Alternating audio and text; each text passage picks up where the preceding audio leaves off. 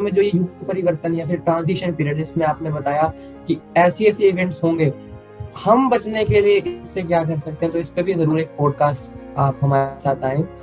और सर मेरा last question होगा कि आपने एक पिछले पॉडकास्ट में मुझे बताया था कि earth is passing through this belt of photon, मतलब फोटोन बेल्ट से ही गुजर रहा है, जिसके कारण ही इस समय जो भक्ति की जाएगी, इस समय जो इंसान योग में इन चीजों में ध्यान देगा, उसकी कॉन्शियसनेस को बढ़ाने में ध्यान देगा, तो वो आसानी से ये रेज कर सकता है फ्रीक्वेंसी कॉन्शियसनेस और इस ट्रांजिशन पीरियड से निकल सकता है, एक सत्युग का गोल्डन एज में जा सकता है। तो सर मेरे कुछ सब्सक्राइबर ने मुझसे पूछा कि क्या मतलब ये सिर्फ एक कॉन्स्पिरेसी थ्योरी है, या फिर इसका क्या, कैसे आप इसे प्रूव कर सकते हैं कि हम असली में ये फोटोन बेल्ट से गुजर रहे हैं?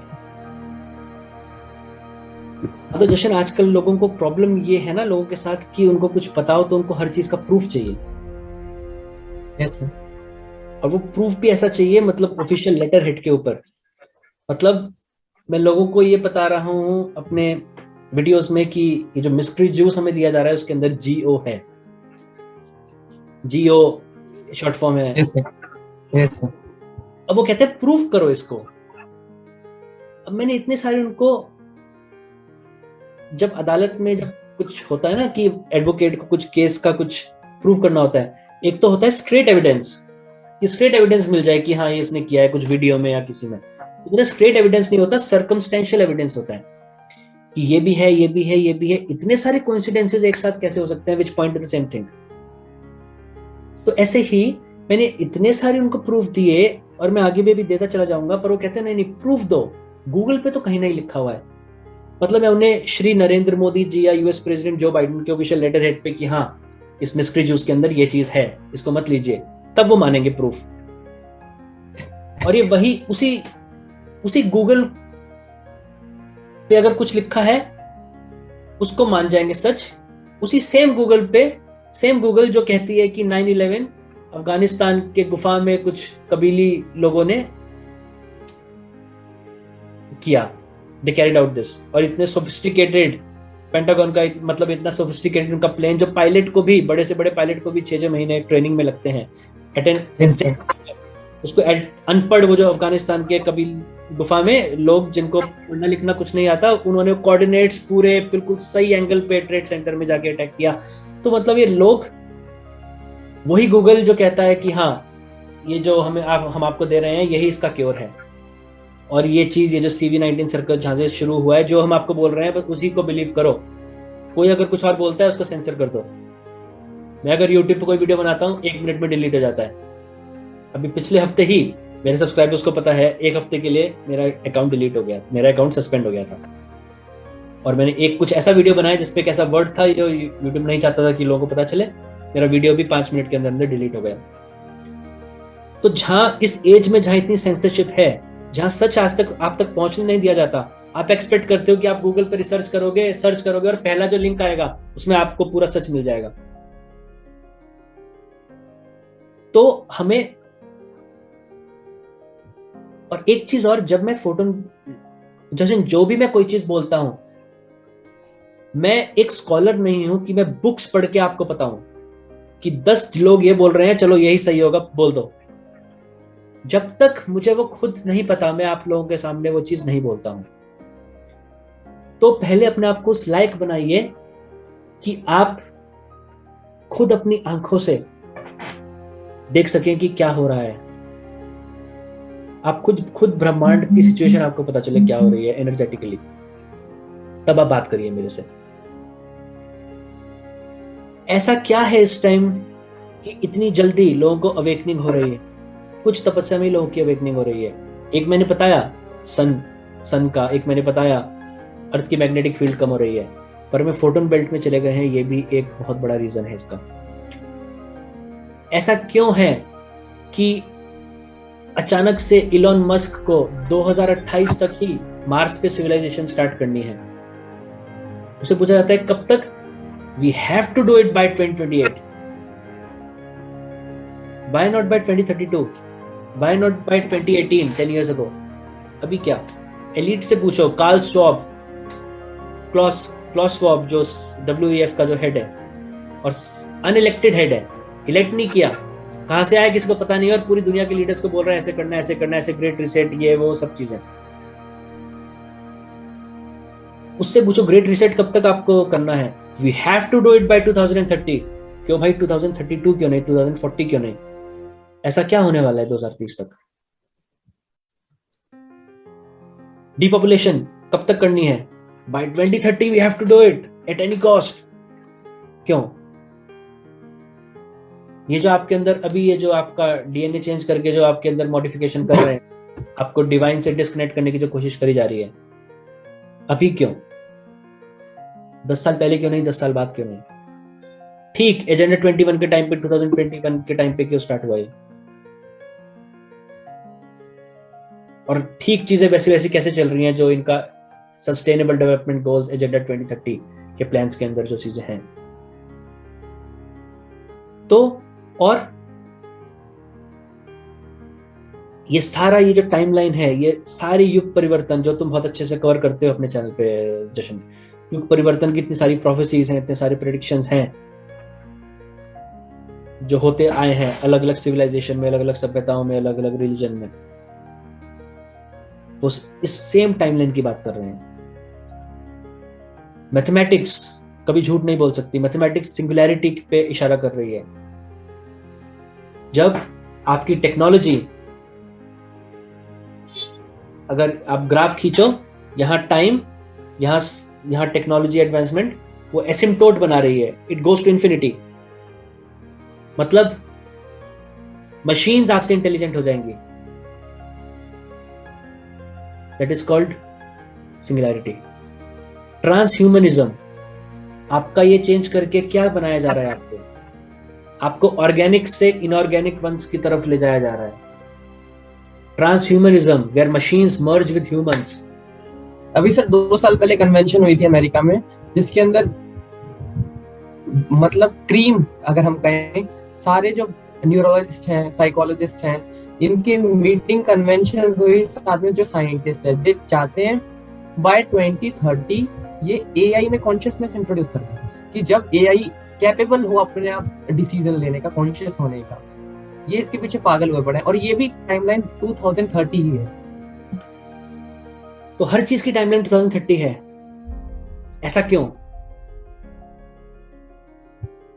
तो अगर आप मुझसे पूछ रहे हो कि फोटोन बेल्ट का प्रूफ दो, मैं क्या प्रूफ दूं?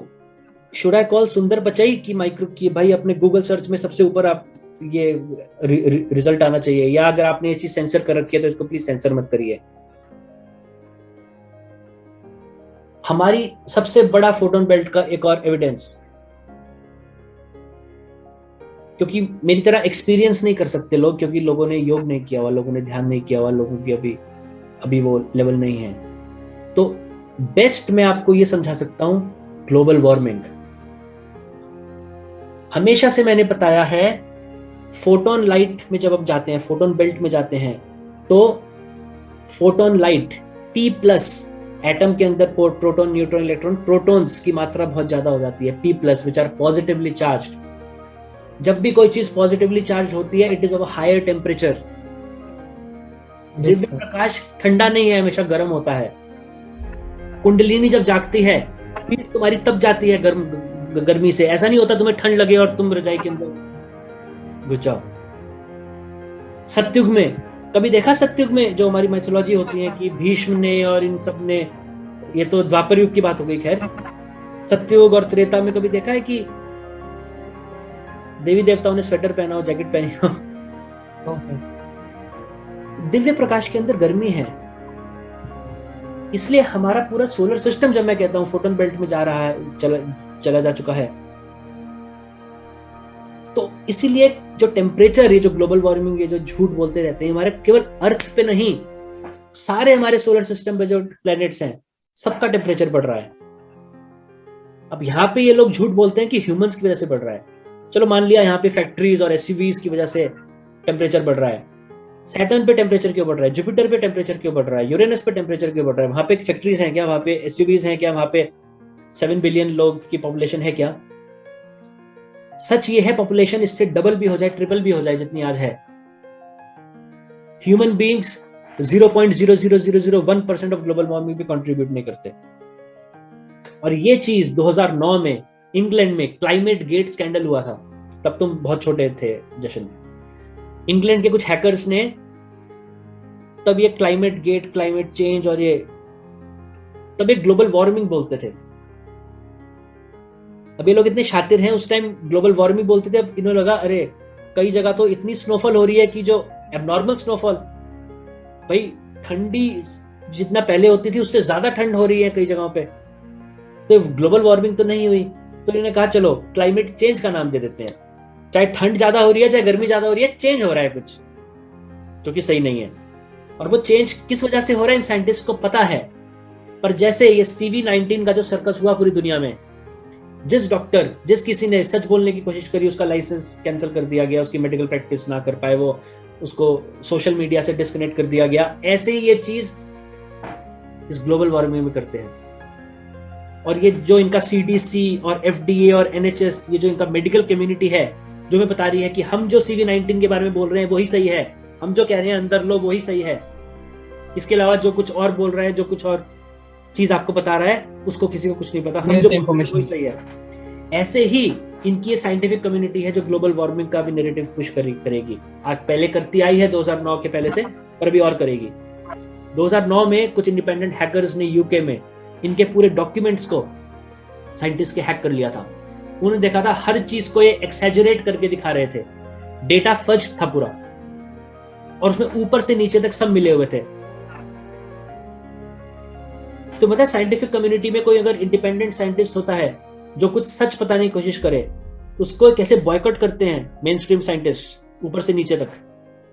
उसके कोई व्हाइट पेपर्स पब्लिश नहीं हो सकते, उसके जर्नल्स पब्लिश नहीं हो सकते, उसको सरकार से जो फाइनेंशियल एड मिलती है रिसर्च के लिए वो मिलनी बंद हो जाती है। He is cut off from the scientific community. तो इन लोगों के टेंटिकल्स हर जगह हैं। तो ग्लोबल वार्मिंग हो रही है पर मनुष्य की वजह से नहीं हो रही। अब ये इस ग्लोबल वार्मिंग, क्लाइमेट चेंज को एज अ नैरेटिव यूज करेंगे, ये आपके दिमाग में डाल दिया जाएगा कि आपकी वजह से हो रही है, इसलिए आपसे कार्बन टैक्स लेंगे। अमीर देशों से पूरा पैसा गरीब दूसरे देशों में, अमीर देशों को गरीब बनाया जाएगा, डी इंडस्ट्रियलाइजेशन किया जाएगा उनका, कि आप बुरे हो, सब आपकी वजह से हो रहा है। एक टाइम आएगा आपको बोलेंगे तुम ये जो CO2 निकालते हो ना इसकी वजह से भी हो रहा है, तो सांस लेना बंद कर दो, टैक्स दो, तो टैक्स लिया जाएगा। आई एम जस्ट जोकिंग, इस लेवल तक ये लोग सोचते हैं। तो अब मैं आपको प्रूफ दूं, मैं कैसे प्रूफ दूं आपको कि हाँ अगर मैं बोल रहा हूं, या तो मेरे ऊपर मान लो आपको कुछ साल में खुद दिख जाएगा,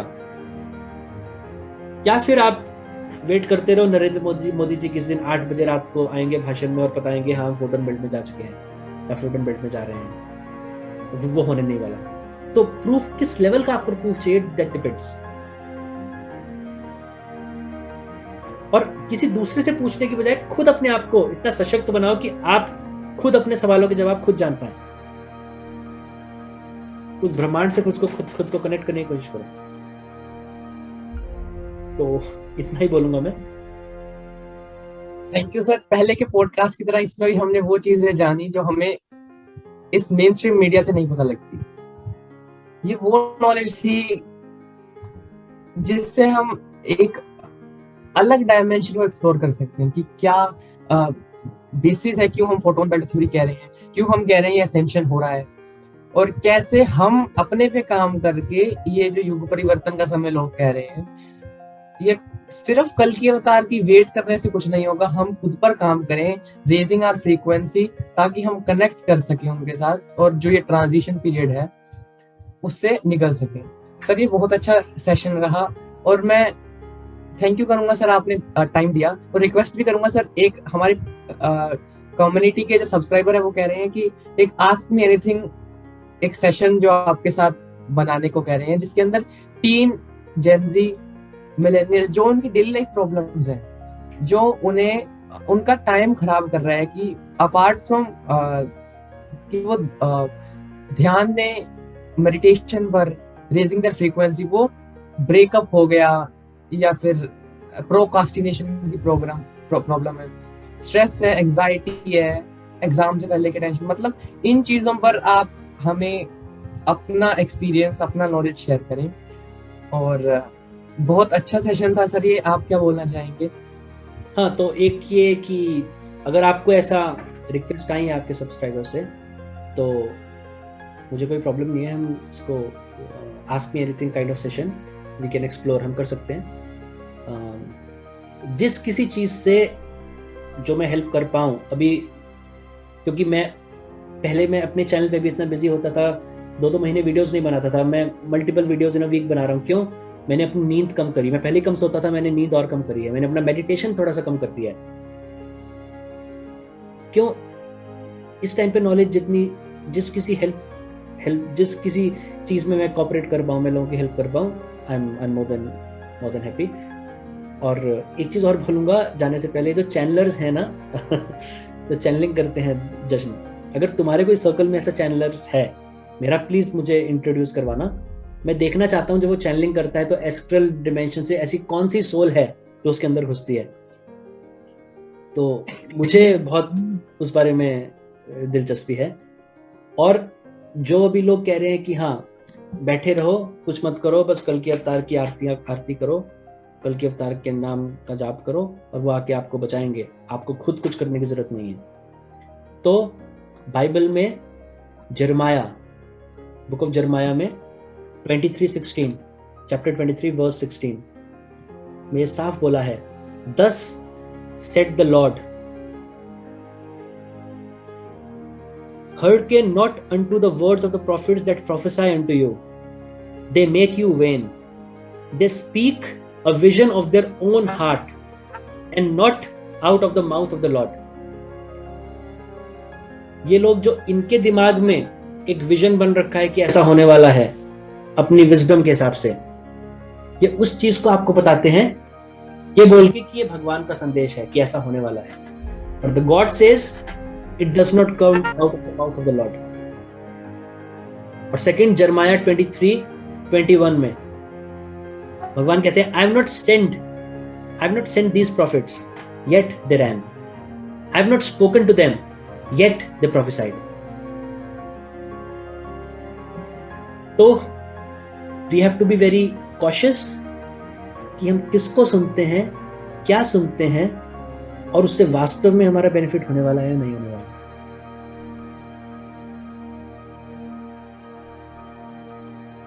So that's it from my side, Jashan. Thank you sir, again आपने समय दिया, ये नॉलेज को शेयर करा हमारे साथ। और ये था आज का पॉडकास्ट जिसके अंदर हम शेयर करिए डीप नॉलेज। और अगर आपको ये पसंद आया तो लाइक करें, कमेंट करें, शेयर करें अपने दोस्तों में, ताकि जो ये डीप नॉलेज है, जो ये नॉलेज एसेंशियल है इस टाइम पर, ताकि लोग अपनी फ्रीक्वेंसी, अपनी कॉन्शियसनेस को रेज कर सकें और ये जो टाइम ऑफ ट्रांजिशन है इससे निकल सकें। तो शेयर करें इसे, और मिलते हैं ऐसे अलग इंटरेस्टिंग टॉपिक के साथ। तब तक के लिए गुड बाय, टेक केयर, जय हिंद।